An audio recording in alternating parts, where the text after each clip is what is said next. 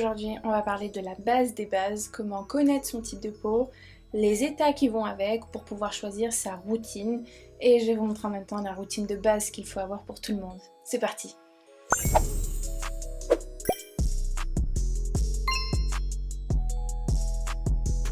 Salut, moi c'est Myriam et je parle très souvent de skincare sur Instagram et TikTok sous le nom de Missy Jim. Mais en fait, je travaille dans le domaine de la santé et si je parle de ce sujet-là, c'est que j'en ai souffert pas mal, j'en ai bavé avec l'acné. C'est pour ça aussi que j'en parle beaucoup de ce sujet-là, l'acné.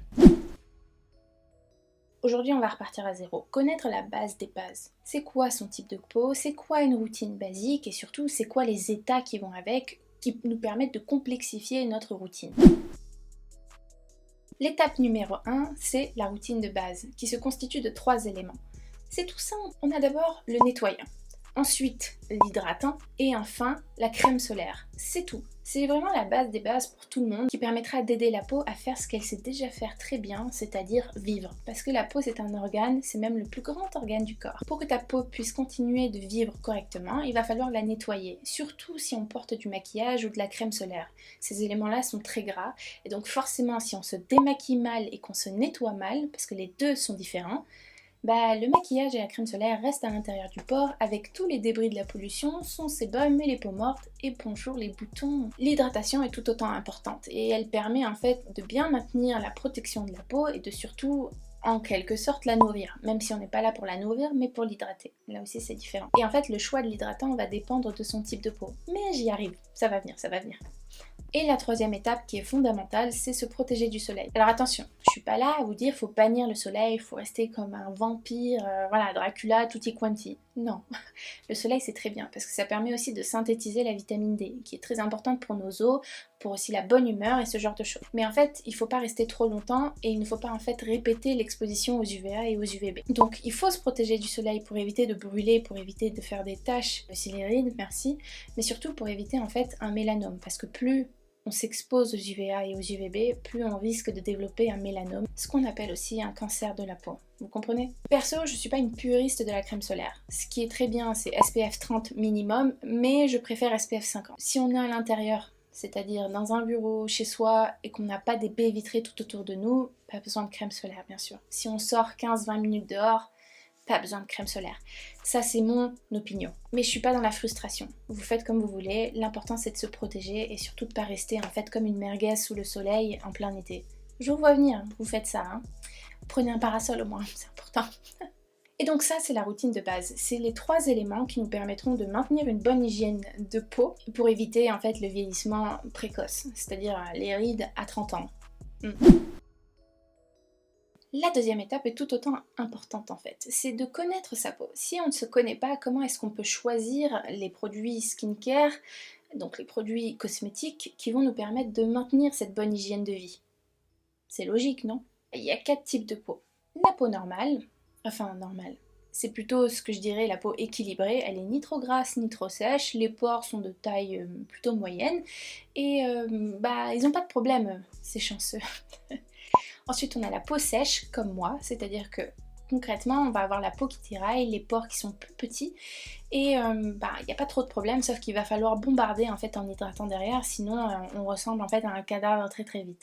Non, je dirais même plus à une éponge spontex. Le troisième type de peau, c'est la peau grasse et là, on connaît en fait, c'est la peau qui brille, les pores qui sont très apparents et concrètement, c'est un peu la vie dure parce que va falloir tout le temps sécher la peau et on a l'impression de tourner tout le temps sous un projecteur parce que voilà, on a un teint glowy. Et enfin le quatrième type de peau c'est la peau mixte, c'est-à-dire qu'on va avoir une combinaison entre peau sèche et peau grasse à certains endroits. Généralement c'est la zone T qui va être grasse et le reste qui va être sec.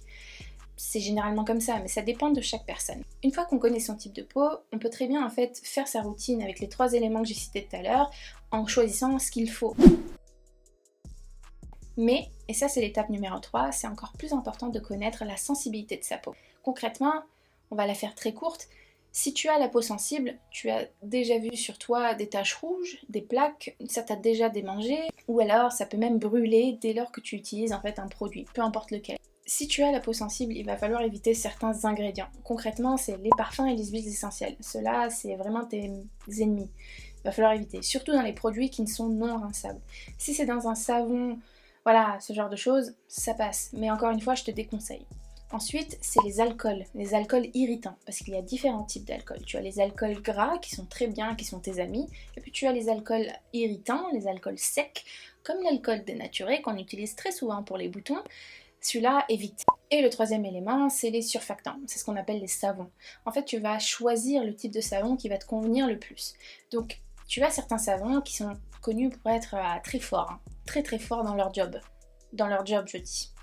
C'est par exemple le sodium laureth sulfate. Celui-là, il est très connu pour très bien nettoyer parce qu'il mousse très très bien et il est connu aussi pour être un petit peu décapant. Mais c'est pas tout à fait vrai, ça dépend de la formulation. Toi, tu vas devoir éviter ça. Tu vas utiliser d'autres surfactants comme ceux-là qui vont te permettre en fait d'avoir un nettoyant qui ne va pas forcément mousser mais qui va très bien te nettoyer et faire tout autant le même job que l'autre. Et donc c'est les 3 éléments que tu dois éviter si tu as la peau sensible. Et enfin, on arrive en fait à la dernière étape, la 4e, c'est de connaître l'état de sa peau. Le premier, ma bête noire, mais que j'ai réussi à combattre, c'est l'acné. Tu as certains ingrédients en fait qui vont permettre de combattre l'acné. Si tu n'as pas une acné sévère, c'est-à-dire des petits boutons blancs, des points noirs, l'acide salicylique ça va être ton meilleur ami. Tu en as dans des nettoyants comme tu en as dans des produits qui se rincent pas, comme des gels ou alors des crèmes.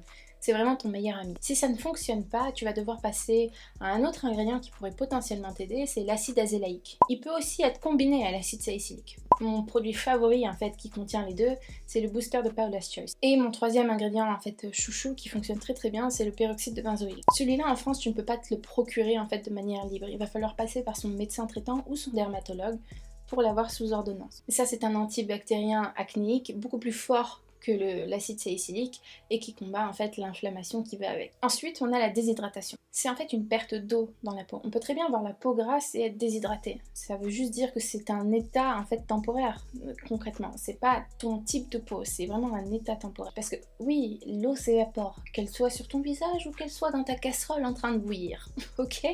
Et en fait, c'est ce qu'on appelle le phénomène de perte d'eau transépidermale. Dans ces cas-là, il faut en fait utiliser des agents hydratants spécifiques qui vont permettre de protéger la peau et d'éviter que l'eau s'évapore. Comme la vaseline, ce n'est pas un danger, ce n'est pas ton ennemi. La vaseline est très très bien. Forcément, si tu as la peau grasse et les boutons, on en évite. Mais si en fait tu as la peau sèche, déshydratée, etc., ça va être ton meilleur ami.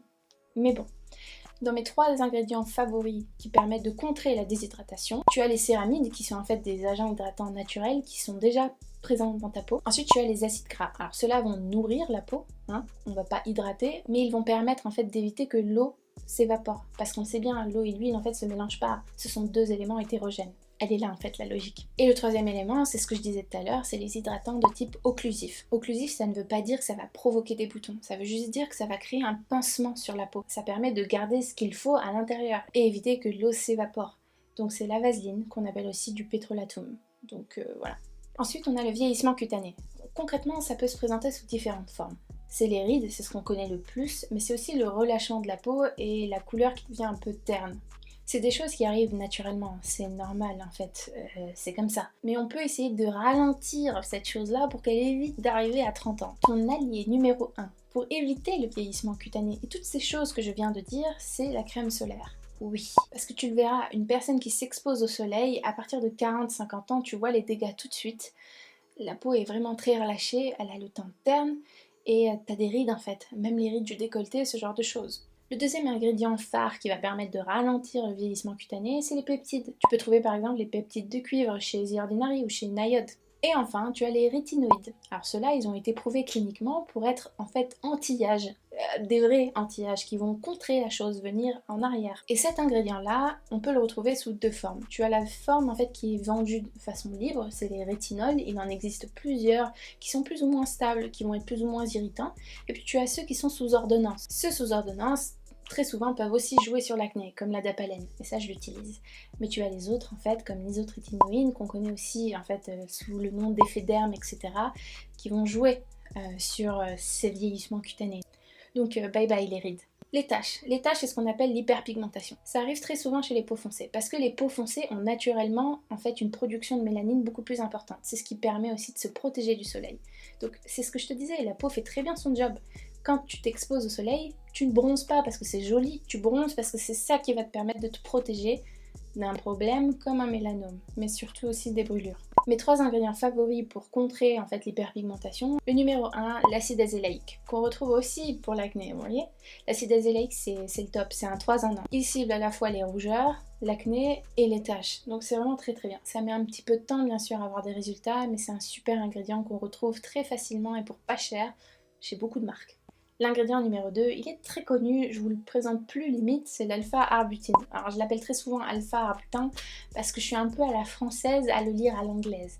Mais c'est alpha-arbutin. En fait, c'est un dérivé de l'hydroquinone. L'hydroquinone aujourd'hui n'est plus disponible en fait à l'achat libre parce qu'il y a eu des débordements. Très souvent, les populations qui ont en fait une couleur de peau foncée, comme les Africains, les Maghrébins, les Indiens, etc., l'ont utilisé pour se blanchir la peau. Et ça ne fait pas que blanchir la peau. Il y a beaucoup en fait de conséquences très graves qui fait qu'aujourd'hui c'est contrôlé, c'est interdit à la vente. Il faut passer par son médecin pour en tout cas y avoir accès. Et en fait c'est un dérivé qui n'a pas les mêmes conséquences, que tu peux utiliser sans problème, qui va stopper la création de mélanine, éclaircir en quelque sorte, mais pas vraiment. Et enfin tu as en fait celui qui est connu de tous, c'est la vitamine C. La vitamine C qui est aussi utilisée en tant qu'anti-âge bien sûr, parce que c'est un antioxydant et qui permet d'avoir un beau teint. Et on a aussi par exemple les rougeurs, qu'on peut nommer de rosacée ou de coupe rose. La première chose à faire c'est de se protéger du soleil, donc encore une fois on a la crème solaire qui rentre en jeu, mais on a aussi l'acide azélaïque, encore une fois, qui revient à la charge et qui nous prouve que c'est un super ingrédient, parce que l'acide azélaïque cible les rougeurs. Alors ça dépend en fait de la gravité de la rosacée qu'on a, mais concrètement ça aide. Et enfin, il va falloir éviter de manger piquant, ou alors de s'exposer au soleil, comme j'ai dit tout à l'heure, ou encore d'être sous stress quoi. Voilà. Et enfin, il y a plein d'autres états, comme le psoriasis, l'eczéma, qui sont des types de peau atopiques, et on a aussi le vitiligo, enfin bref, etc., etc. Il y en a beaucoup. Mais bon, c'est plus compliqué. Du moment où en fait on a un état de peau qui rentre dans l'ordre du pathologique, vaut mieux aller voir son médecin traitant ou son dermatologue. Pour récapituler, il y a 4 éléments à prendre en compte. La routine de base qui se consiste en fait d'un nettoyant, d'un hydratant et d'une protection solaire. Ensuite on a le type de peau, faut savoir en fait qui on est. Troisièmement, on a la sensibilité, est-ce qu'on a tendance en fait à avoir des rougeurs, à être intolérante à certains produits. Et enfin on a les états. C'est comme ça qu'on saura en fait quel produit va falloir rajouter pour complexifier sa routine et donc permettre d'avoir un truc bien ficelé pour pouvoir être au top de sa forme. Comme dirait Rihanna, shine bright like a diamond. Enfin bon, tu peux faire ça aussi si tu as la peau grasse. Ce qu'il faudra retenir, c'est que ces 4 étapes-là vont te permettre en tout cas de mieux comprendre qu'est-ce qu'il te faut et d'éviter de copier le copain, la copine, le frère, la soeur, la mère, enfin bref, même l'influenceuse, c'est-à-dire moi par exemple, avec sa routine. Parce que ça ne te correspondra pas forcément. Tu pourras retrouver des éléments que vous aurez en commun, mais très souvent c'est quelque chose de personnel qu'il va falloir en fait élaborer et prendre le temps de se poser pour se dire ok, qu'est-ce qu'il me faut. Si jamais tu es dans un cas où tu as vraiment de l'acné sévère, où tu as de la rosacée qui est incontrôlable, ou alors tu as du psoriasis, de la sécheresse intensive, ou vraiment des rides qui te bouffent la vie, va falloir passer par la case médecin parce que c'est très important. Toutes les solutions ne sont pas à portée de main, sinon ça serait en fait dangereux. On ferait n'importe quoi et concrètement on le voit. Il existe un produit tout simple, ça s'appelle un peeling. Les gens font n'importe quoi avec. Et les peelings, ce sont des choses qu'on peut se procurer de manière très simple et rapide, ou ça peut très vite dégénérer. Donc c'est très important de toujours en fait voir avec son médecin quelles sont les solutions disponibles dans le cas où nous on n'arrive plus à gérer, ou dans le cas où la peau en fait est trop tolérante à tous les ingrédients que je t'ai montré tout à l'heure. Il en existe d'autres bien sûr, mais c'était les principaux, en tout cas ceux que je préfère.